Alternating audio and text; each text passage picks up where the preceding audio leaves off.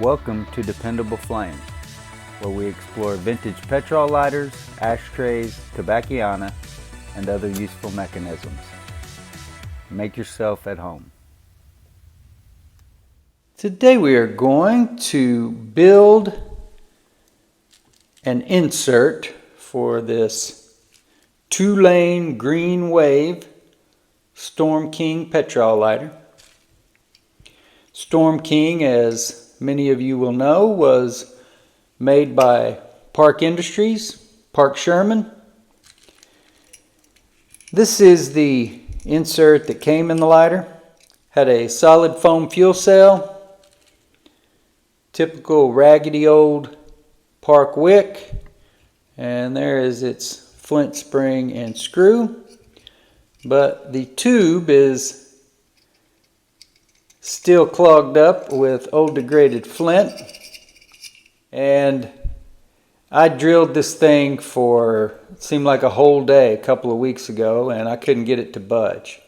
So I'm currently waiting till I can get a hold of a dropper to drop some 30% concentrated vinegar down that tube and see if that will eat the degraded flint from the inside without damaging the other joints on this lighter, because I've had a couple of bad experiences lately where I ended up with a tube that was just twisting after just dunking the whole thing off into the 30% concentrated vinegar.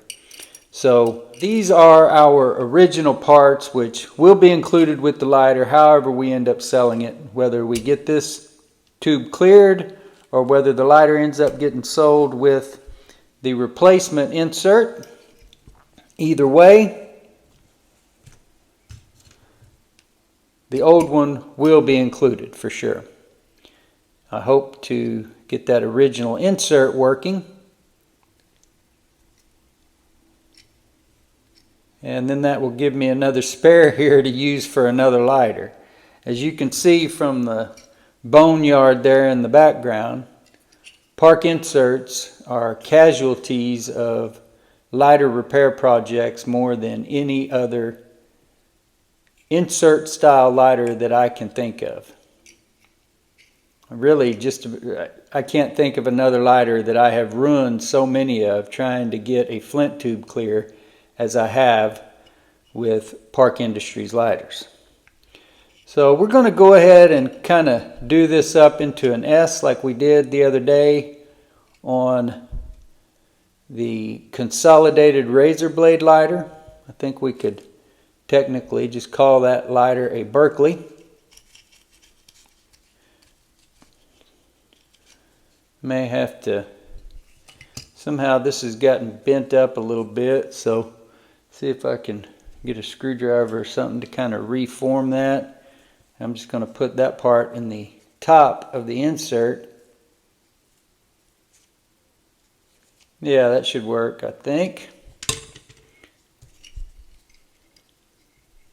First and foremost, I don't want to force too much of it.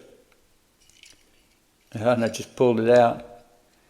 I don't want to force too much and then have to reposition or cut the wick before we even use it.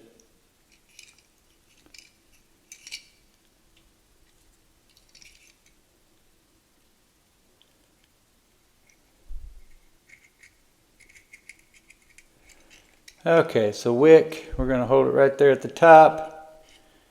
Put our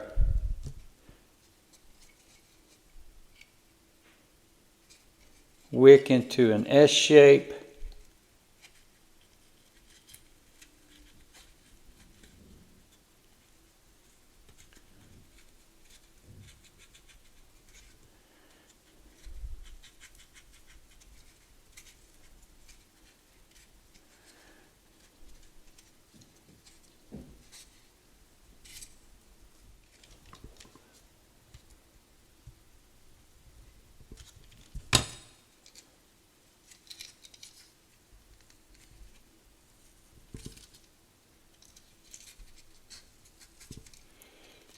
There we go.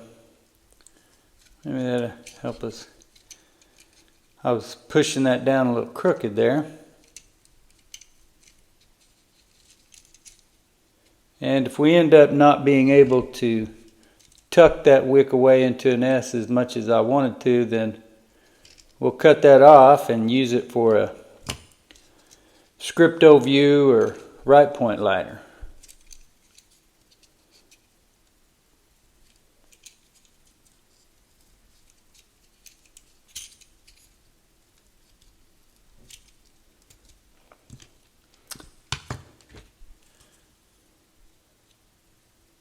Kind of need a blunt end of something.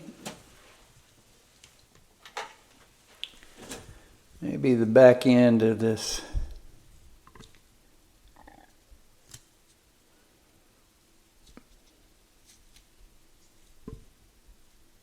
punch. Not quite big enough. Okay, let's try this.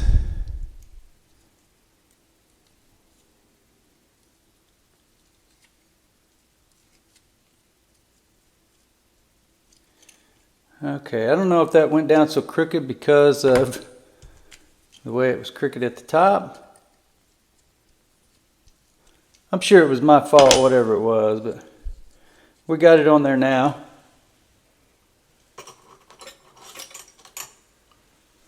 Or I should say, we have it in there now, and I'll go ahead and cut this off.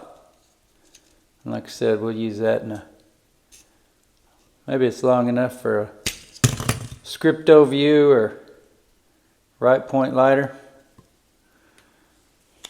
Now, obviously, as I referred to the boneyard in the background there earlier, it's good to have those around because that's where I got this replacement insert.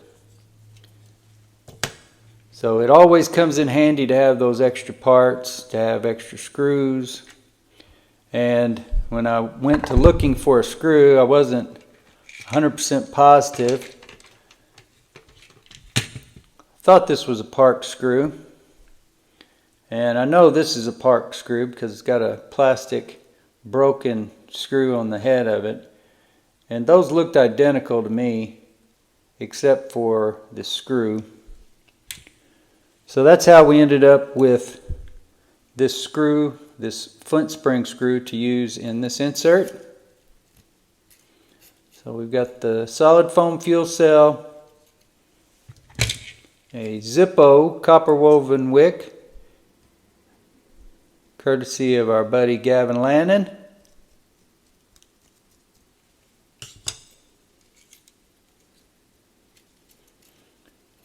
And I need to get a flint in here.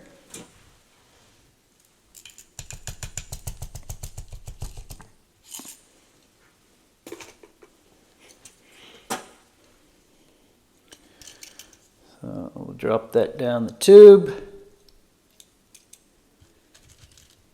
Flint spring and screw behind it.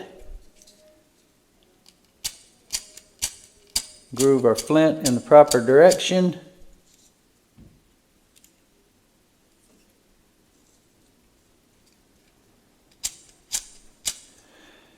Now, here's my conundrum.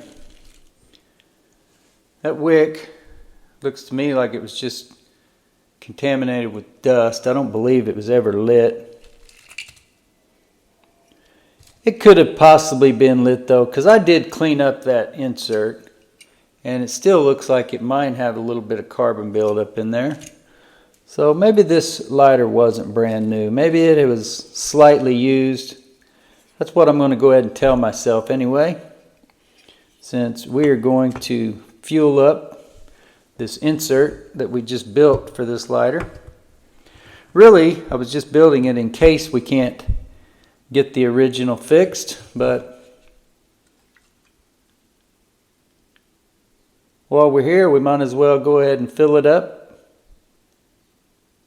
and ignite the lighter.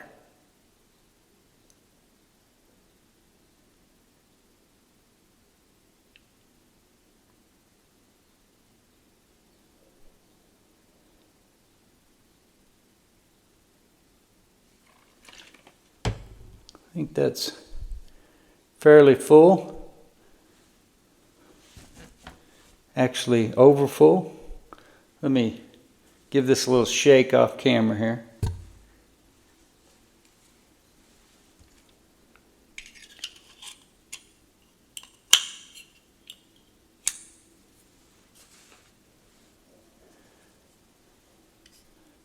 So I am, or have at times in my life, been a pretty big sports fan.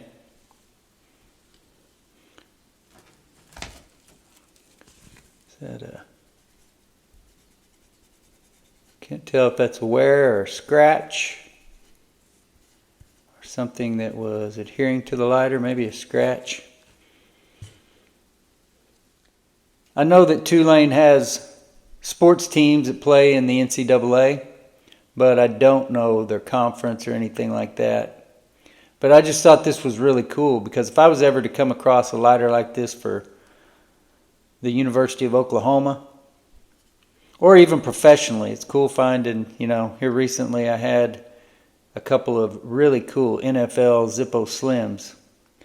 Well, I'd love to find one of those for the Dallas Cowboys.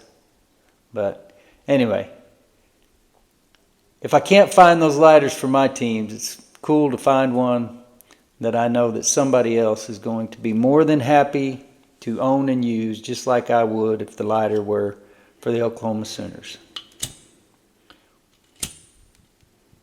Until next time.